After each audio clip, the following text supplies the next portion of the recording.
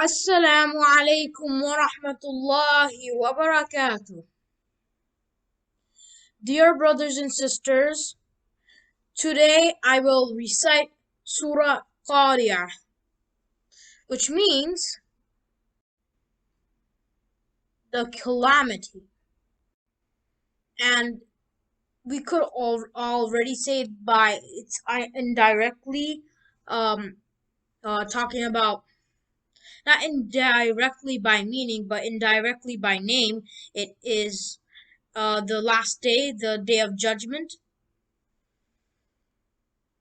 So that's the what the surah is going to describe, and that's what the surah is going to go into. But if you go in the meaning, it's directly, you could see it's the day of Qiyamah. First, Allah describes a calamity, and the calamity and the things that are gonna happen. The calamities, the things that are gonna happen. For example, first there is going to be an example from the surah is that mountains will be like, what a comparison Allah is showing us. Mountains will be like wool, fluffy wool. Mountains, huge mountains, hard, rocky mountains will be like fluffy wool. It's kind of comparable to cotton. What a comparison Allah has given.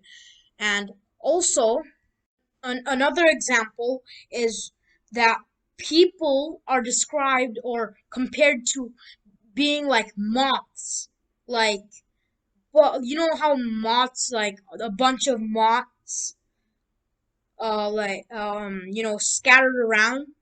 Allah describes the people in that day to be like that. But Allah gives all the descriptions and then tells what day it is. It's very immersive, actually, and it makes you curious. What is this day? And then once you get in, and the last thing, that day is the day of Qiyamah. And even worse than that, it is Jahannam. It's Jahannam. So inshallah, we could or should I say me myself, I could get started on the surah, and yeah. أعوذ بالله من الشيطان الرجيم. بسم الله الرحمن الرحيم. القارعة ما القارعة وما أدراك ما القارعة يوم يكون الناس كالفراش المبثوث وتكون الجبال كالعهن المنفوش وأما من خفت موازينه فهو في عيشة راضية وأما من خفت موازينه فأمه هاوية وما أدراك ما هي نار هامية. صدق الله العظيم. Okay, I don't usually add the Sadaqallahu al-Azim at the end, but today I decided to. So now I will go to the meaning of the surah, and Allah starts the surah with a striking calamity. Allah really knows how to, Everything is perfect about the Quran. So Allah really knows how to immerse the readers into the book. Interesting. Like people will go into like and a striking calamity. Like all of a sudden a striking calamity. And what is this calamity about? People won't understand. So there on they will start going on to like the next ayah to see what's going on, and then they get an understanding. This is how um I've seen for most of the surahs, and Allah is the master of planning.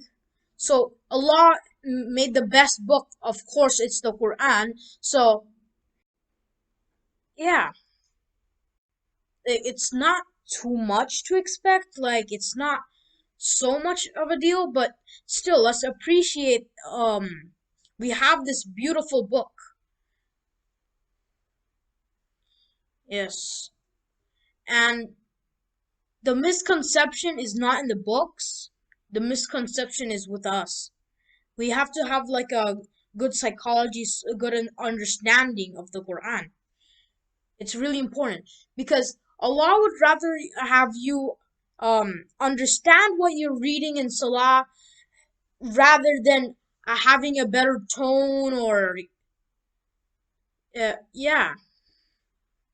Allah would rather have you understand uh, what you're reciting than uh, what having a good tone while reciting. But if you have a good tone, then use it. Allah didn't say not to. Just Allah, let's. I encourage you all to understand what you're reading. So by that, I want you all to read the meaning of the surahs that you recite. And if you could understand it, Alhamdulillah. Because if you're just going to go straight into your salah, not knowing what is this all about, then you're going to have doubts automatically.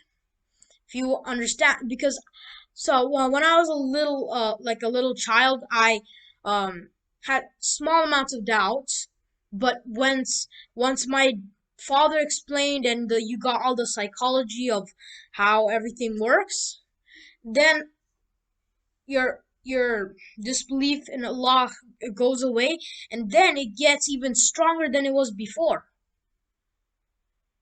Yeah, I really encourage you all to uh, learn what you're reading in Salah.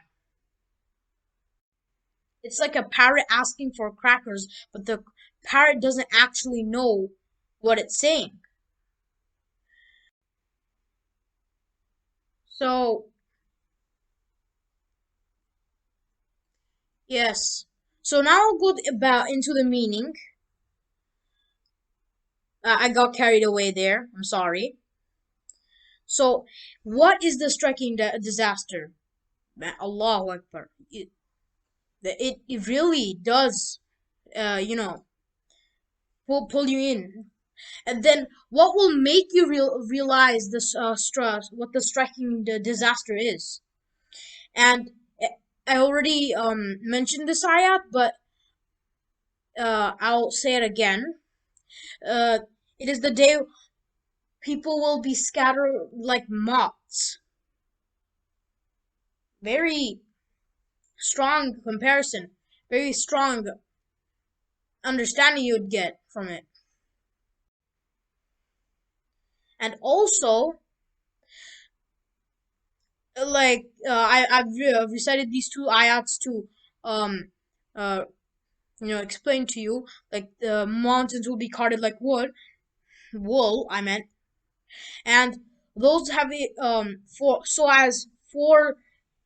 for those whose scale is heavy, so the scale is heavy, but by that Allah means your scale of good deeds in comparison to your bad deeds. So if you say like there was a stick and then there were two bolts at two ends, your good deed would have more weight than your bad deeds. That's for their life will be in bliss, and they will be in a life of bliss, or yes, be in this dunya, they will find more peace than the people that have more money, they have better lives, but they don't find peace. Peace comes from Allah. Barakah comes from Allah. So, people with the good deeds will enjoy this life more. They might not be as comfortable, but they might have a peace of mind. They might have better peace, and also in the akhirah, the people that um the people that have a bigger scale of good deeds will go to Jannah. We also have to remember that, oh, I'm a Muslim, I'm gonna go to Jannah. That's not how it works. You also have to think, what if I didn't go to Jannah? What if I didn't make it? What if I didn't make it? So that's also some motivation for all of us, and including me. Well, what if I don't go to Jannah? And also, I'm not guaranteed to go to Jannah. They will have a life of bliss, and in the akhirah, and also the higher your rank, the better. Because um you might think, oh, if I go to Jannah, yeah, that's it, I'm gonna be satisfied. I'm gonna be satisfied. But that's not actually what we all want, because uh going to Jannah, the ones that have higher ranks will go to Jannah first. And also, there used to be a Sahaba of Rasul sallallahu alaihi wasallam. So when he went to Rasul sallallahu alaihi wasallam, he thought one day, he when he goes to Rasul sallallahu alaihi wasallam, all his pain goes away. He loved Rasul sallallahu alaihi wasallam that he had to go in the middle of the night to go to him, leave his family and go to him just to find peace in his heart. So then, like after this happening, he thought, "Oh, what if Rasul sallallahu alaihi wasallam?" And then he got deeper and deeper, and then he started to think, what is Jannah without Rasul sallallahu alaihi wasallam?" Eh, And Rasul sallallahu alaihi wasallam will be in the higher ranks. And if we don't reach it, we won't be able to see him. So let's also think that way. It's like if you go to a plane, is the business seat or luxury seats, like all the way in the front and stuff, the better, like, isn't that better than the economic seats behind? They're much more comfortable. You see, it's not so good. And we might think we'll be satisfied with how amazing Jannah is just from description. That if we go, I'll go, and I'll go to Jannah. Yeah, I'll be satisfied because you're not gonna feel bored. But still, it's not as satisfying as you would have with all the other higher ranks. And then Allah goes to say, and those whose scale is light for the bad deeds, I mean good deeds I meant, and they will have bigger, like more scale of bad deeds, their home will be in the abyss. The way Allah described the linguistic beauty of this, the twists in this, their home will be in the abyss. It actually gives a impact. There by abyss there, and that abyss is Jahannam, because Jahannam is a huge abyss. And what will make you realize that? What will make you realize what that is? A scorching fire at the end. So it's basically Allah warning you.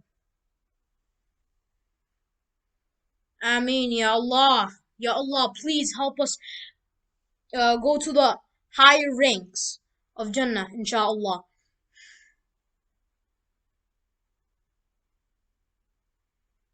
Ameen Ya Rabb.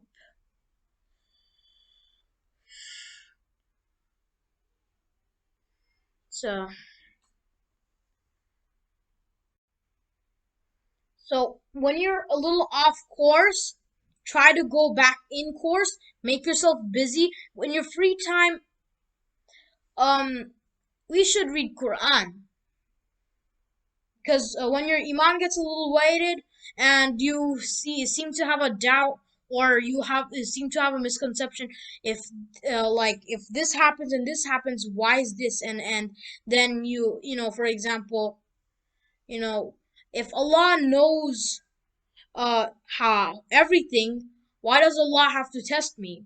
And basically the reason for that is Allah loves to test. And yeah, well, so whenever you have some feeling that and you don't understand, well, you could search it up, ask your hujur, ask your parents, anyone. It's not knowledgeable, and from there you could have a more yaqeen. Ya Allah, help us all get the best understanding, and may Allah strengthen our all our iman, inshallah. Ya Allah, please help our iman get stronger, so one day we can greet each other in Jannah and be able to see your glorious face, Rasul sallallahu alaihi wasallam, and let's all be satisfied. Ameen. Oh yes, and Allah help us get barakah in everything we do. Insha'Allah. Ya Allah, please accept our dua. Ameen. Also, I just wanted to say that oh yes, also wanted to point out that I've whenever I recite, people seem to see me look down, and that's not because I'm taking reference from Quran, and it's just because when I pray, I always look down, and then it becomes a reflex. So whenever I read a surah, I feel like like my eye just goes down. When I never read a surah that I don't know in this channel, so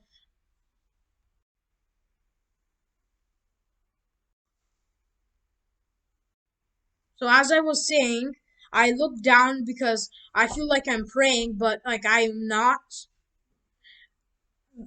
You get the gist. So I don't read surahs that I don't know in this channel. Uh, and yes, I always look like I'm taking reference. I've checked myself. Sorry for that.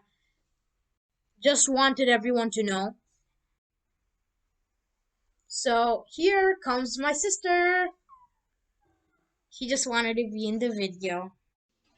So now my sister wanted to come. I'm coming. This is my sister. You already know me. I had been in your videos. You don't need to tell them again. Yeah, you don't need to. We don't need to introduce. But what if someone else new comes in? So yeah, I was about to say that. How do I think? How do you think what I'm trying to say? Okay. Read minds? I don't know. So, what surah did you want to say? Nas. Surah Nas. Oh, aren't you? Did you already? I read a surah already. So, you say Surah Nas, or you want me to do? How do you want me to do it? How do you want me to do it? What do you mean by that?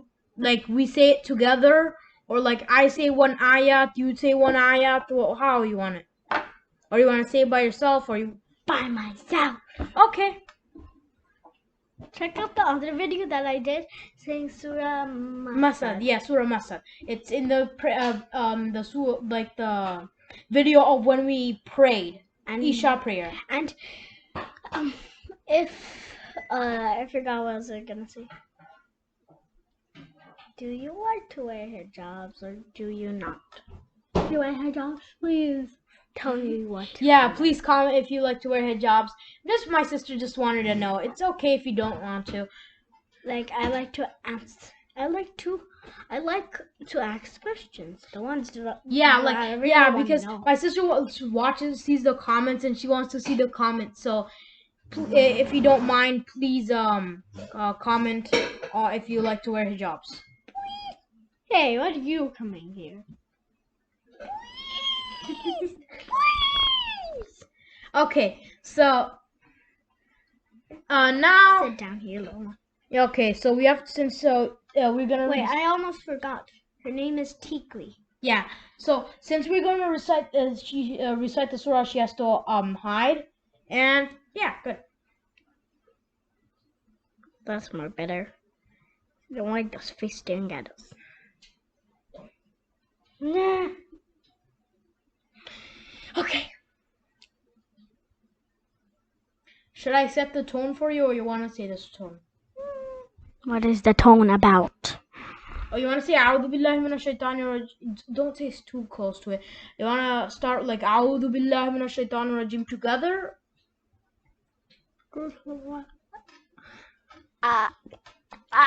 Okay.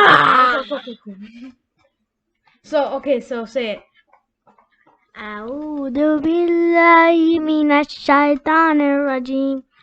Bismillahir rahmanir rahim. Qul a'udhu bi rabbin nas, malikin nas, ilahin nas, min sharril waswasil khannas, allazi yuwaswisu fi sudurin nas, minal jinnati wan nas. Good job. Okay. I try not to laugh. Sorry. Yeah, she's shy. It's okay. Yeah, it takes some willpower. So, do you know any meaning of the surah? It's okay if you No. like not even a tiny bit. What does Surah Nas mean? Like Nas? Anas. No, Nas. Okay, Nas means human or man. You know how you want to say it. I don't know. Insan, Nas. They're of the same category. I am a robot. Okay. Enough fooling around. So, قُلْ أَعُوذُ بِرَبِّ النَّاسِ and مَلِكِ النَّاسِ إِلَهِ النَّاسِ مِنْ شَرِّ الْوَسْوَاسِ الْخَنَّاسِ الَّذِي يُوَسْوِسُ فِي صُدُورِ النَّاسِ مِنَ الْجِنَّةِ وَالنَّاسِ. Why taking my fooling things around away from me? Okay.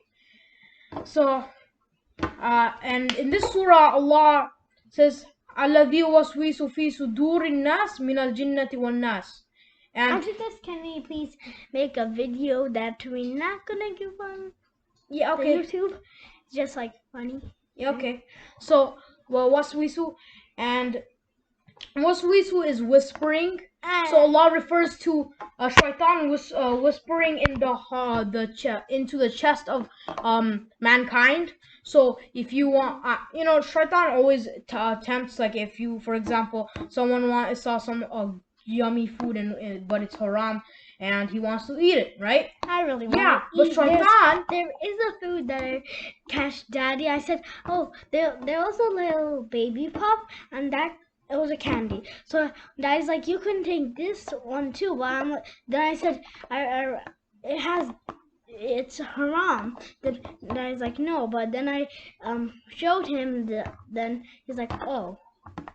He saw that it had glycerin in it. I still didn't forget. Yeah, good. So, waswisu fi sudurin nas. So shaitan goes into your chest, and he enters the chest. But if you leave your chest open, he's going to go into your heart. So you have to say A'udhu Billahi Minash Shaitanir Rajim before he gets any deeper. So you feel like, oh, I want to have this, but you know this is bad. But if you like, what about when, like, you're not in front of anything, you're just like on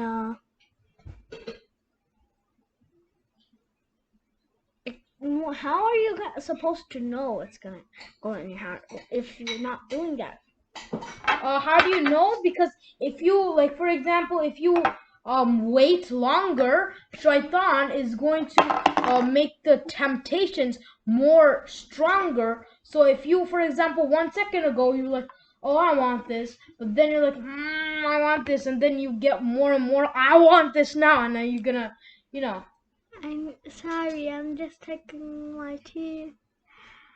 What happened to this teeth? Why does it look red?